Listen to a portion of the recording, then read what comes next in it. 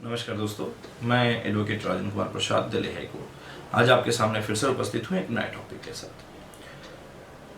कई सारे क्वेश्चंस मुझसे पूछे गए, जैसे चार्जशीट को लेकर। जैसे चार्जशीट कौन फाइल करता है या कौन करवा सकता है, या फिर क्या मुलजिम चाहे तो चार्जशीट जल्दी फाइल हो जाती है, या फिर कितने दिनों में फाइल होती है। उम्मीद है इस वीडियो को देखने के बाद चार्जशीट के ऊपर जितने भी आपके मन में सवाल पैदा होते हैं वो सारे खत्म हो जाएंगे। इसके बाद आपके पास सवाल नहीं रहेंगे पूछने के लिए। आज मैं कोशिश करूंगा कि चार्जशीट के रिलेटेड या पुलिस रिपोर्ट के रिलेटेड जो भी क्वेरीज मेरे पास आज तक आई हैं उन सबको मैं इस वीडियो के माध्यम से खत्म कर दूं। यानी ये एक वीडियो रामबाण की तरह होगा। जिसने ये वीडियो देखा उसके मन से चार्जशीट को लेकर सारे सवाल खत्म हो जाएंगे, उसके बाद कोई सवाल नहीं बचेगा। उम्मीद यही करता हूं। टॉपिक स्टार्ट करने से पहले मैं आपसे रिक्वेस्ट करूंगा कि अगर चैनल पर आप नए हैं तो प्लीज़ चैनल को सब्सक्राइब करना ना भूलें, बेल आइकन को जरूर दबाएं, जिससे कि कोई भी वीडियो हम आप तक लेकर आएँ या कोई भी वीडियो हम अपलोड करें तो आप तक सही समय पर पहुंच सके। वीडियो अगर अच्छी लगे तो लाइक जरूर कर दें, शेयर जरूर करें, जिससे और लोग भी लाभान्वित हो सकें। और शायद कोई क्वेश्चन अगर आपके मन में रह जाए तो आप मुझे उससे कमेंट के द्वारा पूछ सकते हैं। चलिए स्टार्ट करता हूं टॉपिक। चार्जशीट कौन फाइल करता है, सबसे पहले इसका जवाब दूंगा मैं। देखिए, चार्जशीट जो है हमेशा किसी भी व्यक्ति के ऊपर अगर कोई केस होता है तो उसको तफ्तीश करने के बाद यानी इन्वेस्टिगेशन करने के बाद पुलिस वो चार्जशीट जो है कोर्ट के समक्ष दाखिल करती है, अपनी रिपोर्ट जो है कोर्ट के समक्ष दाखिल करती है। कितने दिनों में चार्जशीट फाइल होती है, अगर इसकी मैं बात करूं तो देखिए, चार्जशीट फाइल करने का समय जो है 167 ऑफ सीआरपीसी सब क्लाउज 1 और 2 में दिया गया है। 1 में कहा गया है वो केसेस जिनमें 7 साल या 10 साल से कम की सजा हो, 10 साल से कम की सजा हो, उनमें चार्जशीट फाइल करने का समय, चार्जशीट या पुलिस रिपोर्ट जिसको हम कहते हैं, कई लोग पुलिस रिपोर्ट के माध्यम से जानते हैं, कई लोग चार्जशीट के माध्यम से जानते हैं। तो 167 ऑफ सीआरपीसी सब क्लाउज 1 के तहत वो केसेस जिनमें 10 साल से कम की सजा है उनमें तो पुलिस को अधिकार है कि 60 दिन के अंदर चार्जशीट फाइल करना ही करना है, ये बाउंडेड है। दूसरा, अगर जिन केसेस में 10 साल से ऊपर की सजा है उन केसेस में पुलिस के पास अधिकार है 90 दिन के अंदर चार्जशीट फाइल करने का। अब कई बार क्वेश्चन आता है पीसी एक्ट के ऊपर कि पीसी एक्ट में कितने दिन में चार्जशीट फाइल हो सकती है। देखिए, पीसी एक्ट में अलग से भी प्रावधान है और सीआरपीसी भी चलता है। उसके बारे में मैं पीसी एक्ट को बाद में कभी मैं बनाऊंगा और पीसी एक्ट के ऊपर डिटेल में मैं वीडियो बनाऊंगा। अभी खैर चार्जशीट नॉर्मल हम जान लेते हैं।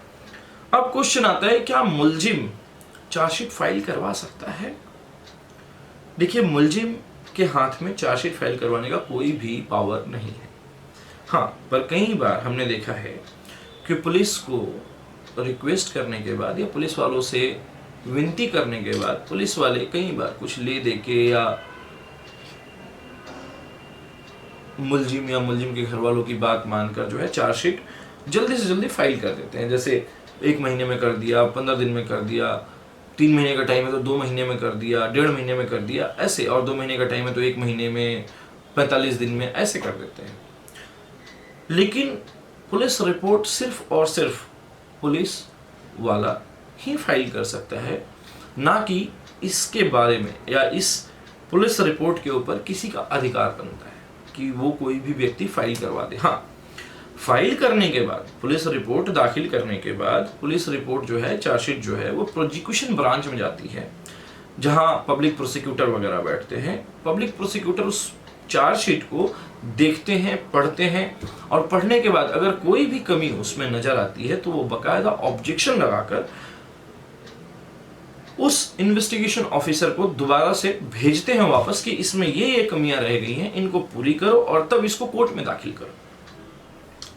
यानी चार्जशीट फाइल करने में, कोर्ट के समक्ष तक ले जाने में 2 लोगों की ही जरूरत पड़ती है। एक जरूरत पड़ती है आपकी पुलिस ऑफिशियल्स की, यानी जो इन्वेस्टिगेशन ऑफिसर होता है, आईओ होता है, उसकी। और दूसरी जरूरत पड़ती है प्रोसिक्यूशन डिपार्टमेंट की, यानी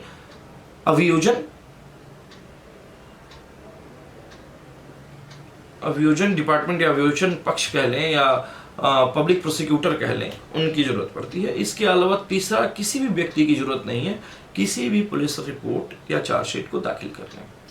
चार्जशीट जो है हमेशा 173 ऑफ सीआरपीसी यानी 173 ऑफ सीआरपीसी के तहत दाखिल की जाती है। अब पुलिस, एक चीज आता है, कई बार हमने देखा है कि 24 घंटे में इन्वेस्टिगेशन कंप्लीट करना होता है।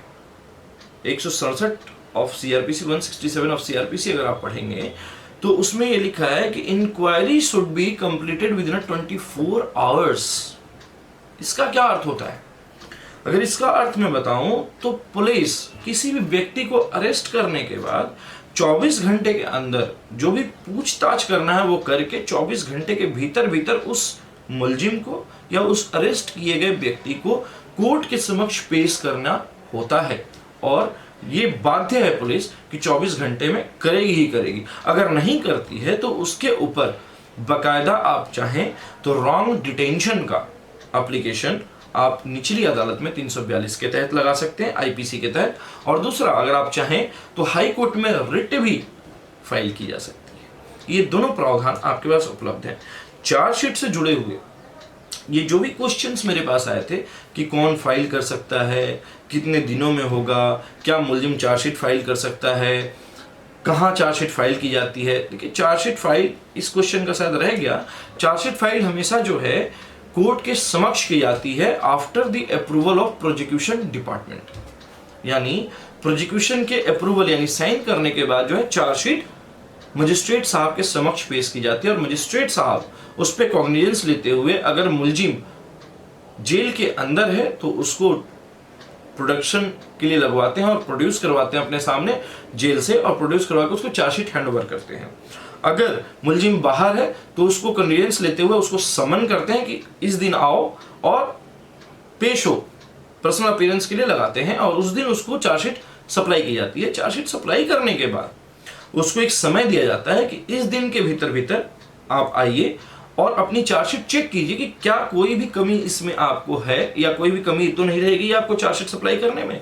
अगर चार्जशीट में कोई भी कमी है तो आप इस दिन आकर मुझे बताएं, ताकि अगर कोई डॉक्यूमेंट्स कम हो तो हम आपको सप्लाई करें, या फिर अगर कोई भी कमी नहीं होती है तो कोर्ट उसको कहती है कि अगले डेट पर आकर चार्ज पर बहस करें, जिससे मैं चार्ज फ्रेम करके केस को आगे बढ़ा सकूं।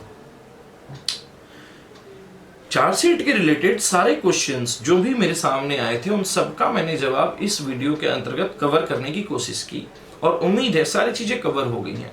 यानी ये चार्जशीट जो ये वीडियो है ये रामबाण की तरह काम करेगा। अगर चार्जशीट से कोई भी सवाल आपके मन में उत्पन्न होते हैं या कोई भी सवाल आपके दिल दिमाग में आते हैं तो यहाँ वो चीजें क्लियर हो जाएंगी।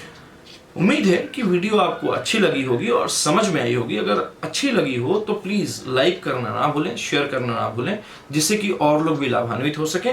साथ ही साथ अगर चैनल पर नए हैं तो प्लीज चैनल को सब्सक्राइब करना ना भूलें, बेल आइकन को जरूर दबाएं, जिससे कि जो भी हम वीडियो अपलोड करें वो आप तक सही समय पर नोटिफिकेशन के माध्यम से पहुंच जाए। इसी के साथ मैं Rajan Kumar Prasad, advocate, Delhi high court, आज आपसे विदा लेता हूं। बहुत बहुत धन्यवाद।